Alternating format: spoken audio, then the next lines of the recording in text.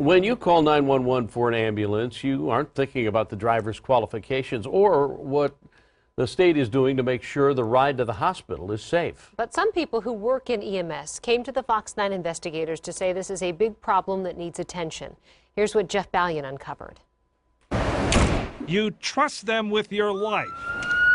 But in Minnesota, the safety requirements for driving an ambulance aren't nearly as strict as for a trucker who's hauling a semi-trailer of beer. I'm just sad that after losing my daughter to learn about this.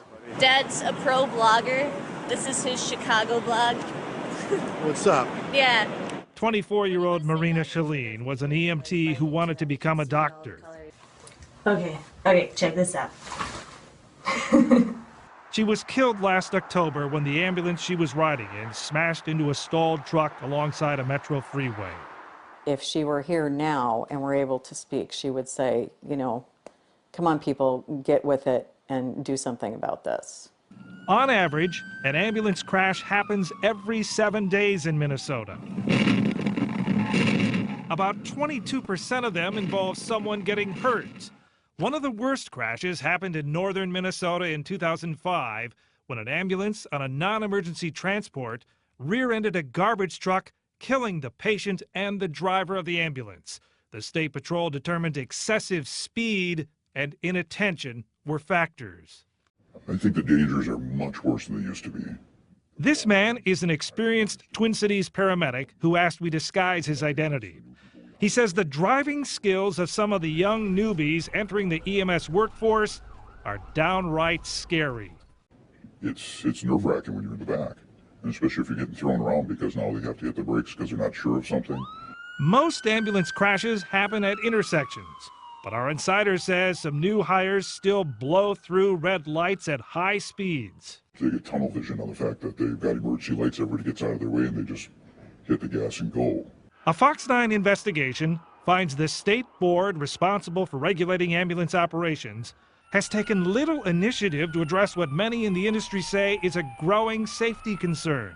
You know, nationwide we have a shortage of paramedics. Every service is doing what they can to hire, and they're younger and they have less experience. Many are late teens, early 20s, right out of paramedic school.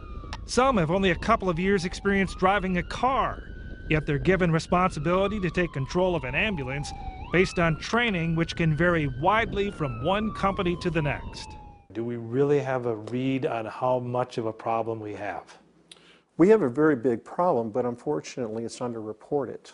Dave McGowan is a safety consultant. He used to be in charge of a large metro ambulance service. Certainly, we're not decreasing crashes, and if anything, the trend line is still continuing to go up. The EMS Regulatory Board oversees ambulance services in Minnesota. Under current state law, you don't need a special license to drive an ambulance.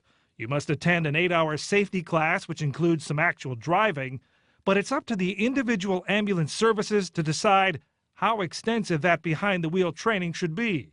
We feel here at Hennepin EMS that we've always been kind of ahead of the curve. New hires at HCMC spend a day going through all kinds of maneuvers at the Minnesota Highway Safety Center in St. Cloud. They repeat the exercise every 3 years. Some smaller ambulance services told us their training involves driving around some cones in a parking lot. Too many people are getting hurt, and they need to have that type of standard out there to be able to help guide our training. Commercial truck drivers have more safety regulations than anyone driving an ambulance. First of all, they have to pass a test to get a commercial license. They're limited to driving 11 hours a day to guard against fatigue. A 10-hour rest period between shifts is mandatory. So at the end of the day, you can be pretty exhausted. EMS crews can work anywhere from 8 to 12 to 16 hours or longer. You just feel yourself sitting at a stoplight and all of a sudden it goes off kind of almost in a sense. There's currently no state or federal requirement that limits their hours or mandates a set rest period. You know, I was concerned about her getting enough rest. She was constantly telling me how tired she was. The crash which killed Marina Shaleen is still under investigation. We don't know if her colleague who was driving the ambulance back from a call was tired or what else might have caused her to run into that semi-truck. Are we monitoring drivers? Are we monitoring to make sure that they're driving these vehicles safely? And if they're not, what remediation steps are we taking into that? Some companies have voluntarily installed systems which warn drivers when their actions are dangerous, but the state's EMS board does not require them. And unlike the trucking and aviation industries, there's no directive for random drug or alcohol testing of people who work in EMS. It could be that each individual service may adopt that, but no, not from a government level. A Fox 9 review of disciplinary actions by the EMS board shows since 2014, at least 4 individuals had their licenses yanked for drug use. One EMT tested positive for meth after a co-worker noticed her pupils were dilated while she was on duty. 3 paramedics were caught stealing pain meds. You have to wonder what they'd find if random testing was required. I had a unique perspective in that I was both a airline pilot for 22 years as well as being a paramedic for 22 years. Dick Blanchett writes about ambulance safety.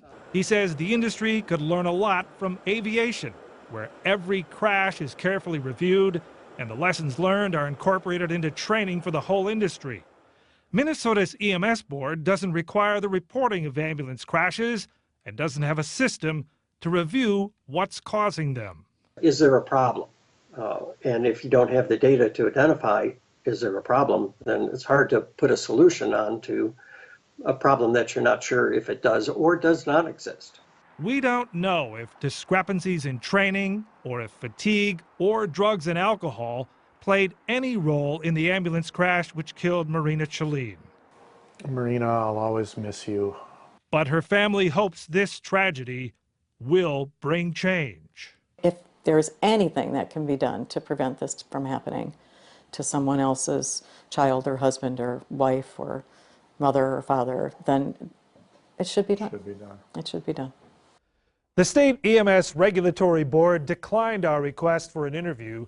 They did tell us they're looking into one of the issues we highlighted in our investigation, the problem of fatigue among EMS workers. I'm Fox 9 investigator Jeff Ballion.